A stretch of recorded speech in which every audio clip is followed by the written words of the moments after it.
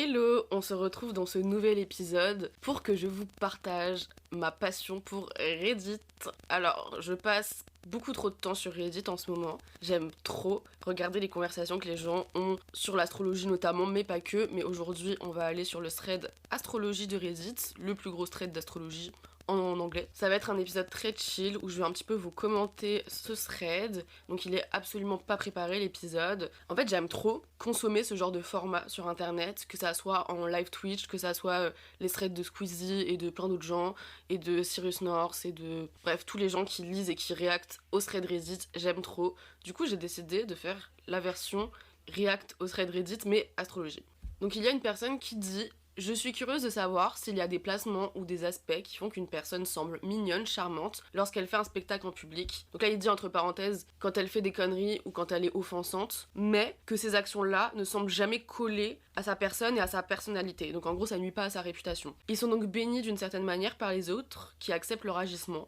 Ils peuvent donc s'en tirer parce qu'ils sont manipulateurs et qu'ils ont du tact et qu'ils sont perçus par les autres comme mignons et inoffensifs. Et la personne demande si ça serait pas Saturne ou Vénus qui serait impliqué d'une certaine manière, ou peut-être Mercure, Neptune, l'ascendant ou la 11e maison. Ok, alors déjà je trouve la question hyper drôle parce que c'est vrai qu'il y a toujours des gens qui font des trucs de ouf comme ça en public, qui disent des choses sur les autres, qui sont hyper hypocrites mais qui s'en sortent tout le temps. Genre dans leur réputation on dirait qu'elles sont tout le temps hyper mignonnes. Alors moi je vois un peu le truc en deux facettes. Parce que pour agir de manière diplomate et mignonne et tout ça, ça va vraiment être Vénus. Vénus te fait agir un peu de manière un people pleaser. Les Vénusiens, c'est des grands people pleasers. Et un petit peu les Neptuniens aussi, je trouve. Parce qu'ils vont un peu s'adapter à la vibe, à l'autre, dire un peu ce qu'il a envie. Mais après, pour pas que ça se retourne sur toi, je pense qu'on peut aller regarder vraiment le milieu du ciel. Le milieu du ciel, c'est la maison 10. Et cette maison 10, elle va nous montrer ta réputation. Donc pour moi, pour être vraiment cute et charming et comme il dit, je pense pas que ça soit Saturne qui est impliqué, puisque Saturne ne tend pas à te rendre sympathique aux yeux des autres, mais ça peut être par exemple un aspect de Jupiter, parce que Jupiter il va te donner beaucoup de chance, il va te donner un certain prestige à ta réputation. Donc ça peut te rendre charismatique, ça peut te rendre intéressant, sympathique, mais après le jupitérien c'est pas forcément un people pleaser. Donc je pense qu'il faut aussi regarder Vénus. Et donc moi je pense au Vénus en poisson.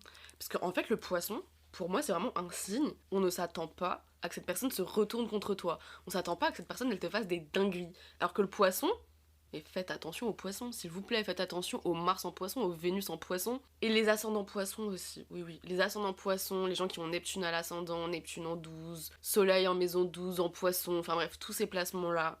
Mais faites attention parce que oui, je pense qu'ils ont l'air tellement inoffensifs, tellement pas manipulateurs, mais en fait les poissons, ils sont très bien capables de calculer leurs coups. C'est un signe mutable les poissons, donc quand on dit signe mutable, c'est la même espèce que les Gémeaux, les Sagittaires et les Vierges. Donc c'est des gens qui sont extrêmement adaptables, qui connaissent la manipulation et qui savent nager dans cette eau-là. Et après, quand la personne elle nous dit et à propos de Mercure, alors pour moi Mercure ça va pas forcément rendre les gens charmants, même pas du tout en fait. Mais par contre ça peut rendre les gens manipulateurs. Des bons petits Mercure en Cancer, des Mercure en Scorpion, les Mercure en Lion, les Mercure en Gémeaux évidemment. Donc ça va être des Mercure un peu manipulateurs. Sauf que pour pas qu'on voit que t'es manipulateur, il faut qu'il y ait autre chose. Ah ouais, j'avais pas pensé aussi, mais la conjonction Mercure-Vénus, elle est pas mal.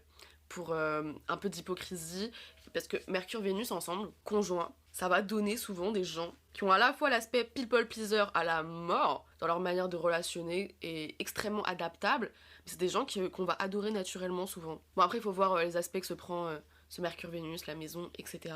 Mais vraiment le poisson, c'est vraiment le placement dont je me méfie le plus personnellement. Parce que la personne, donc, dans son post, demande qu'est-ce qui fait qu'une personne peut avoir l'air charismatique alors qu'elle fait des erreurs en public. Et pour moi, le truc de faire des erreurs en public, dire des choses maladroites, dire des trucs un peu cons, être un peu offensif sans faire exprès ou en faisant exprès on sait pas, ça fait vraiment très neptunien je trouve. Parce que le Neptunien, on va tout lui pardonner. Ah bah c'est le Neptunien, il a encore cassé un verre, il a pas fait exprès. Encore plus si la personne est à la fois neptunienne et à la fois jupitérienne. Alors là, on va tout lui pardonner.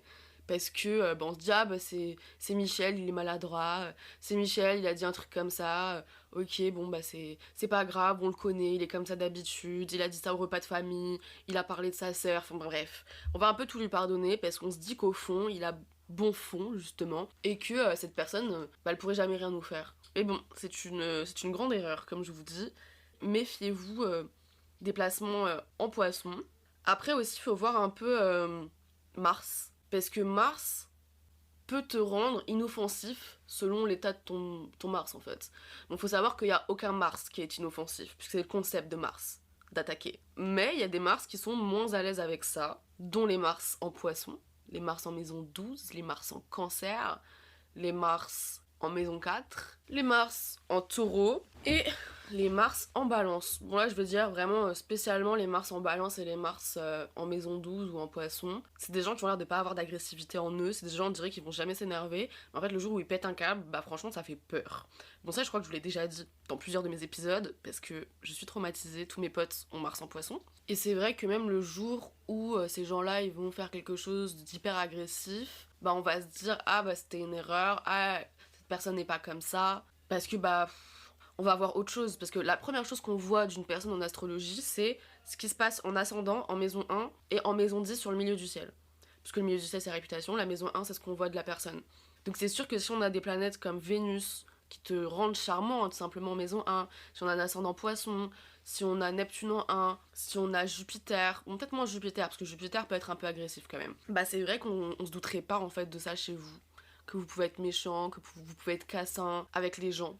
Et après, à propos de la maison 11, moi j'aurais pas été regarder spécialement la maison 11 par rapport à ça.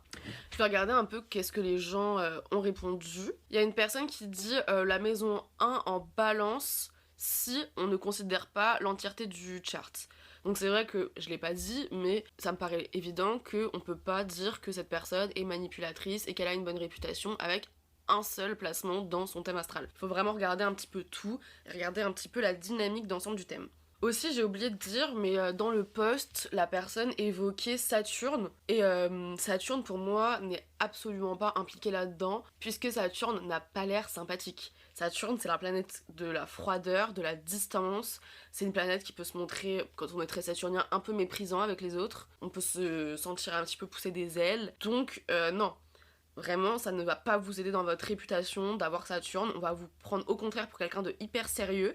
Et pour moi, si t'arrives à dire des trucs hyper cons en public, mais que ta réputation soit pas atteinte, c'est qu'on te prend pas pour quelqu'un d'hyper sérieux, hyper de confiance, hyper soucieux de ce qu'il dit. Et ça, c'est vraiment les Saturniens. Les Saturniens, ils savent ce qu'ils disent, ils savent pourquoi ils le disent, à quelle personne ils le disent, qu'est-ce qu'ils vont faire à 17h. Enfin, les Saturniens, il y a quelque chose de très calculé. Donc le jour où un Saturnien, il voudra vous faire mal, il le fera exprès, sachez-le.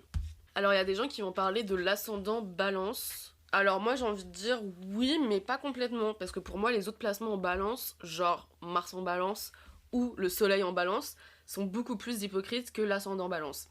L'ascendant balance, c'est des personnes qui connaissent un petit peu la notion d'altérité puisqu'ils y sont confrontés en permanence dans leur chart.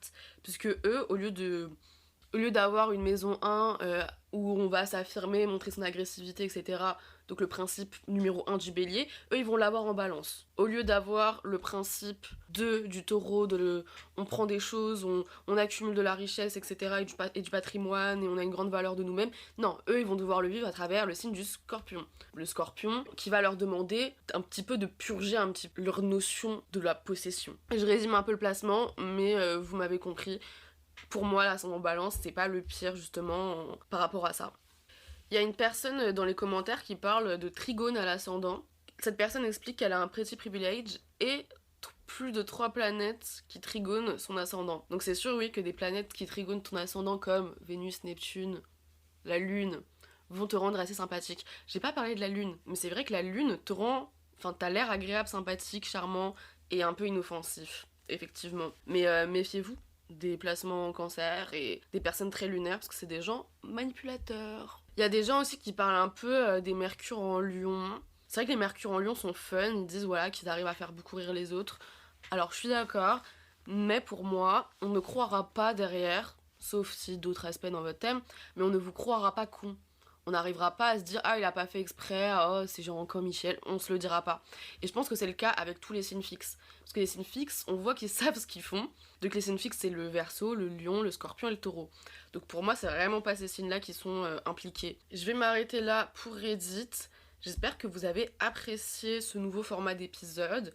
Je pense que je vais en refaire ces prochaines semaines, puisque j'adore Reddit. N'hésitez pas à me dire si ça vous a plu. On se retrouve lundi prochain pour le prochain épisode. Et sachez que je propose toujours des lectures de thème astral. Donc n'hésitez pas à m'envoyer un petit mail sur plaisirastral@gmail.com pour toute demande. Merci d'avoir écouté l'épisode jusqu'au bout.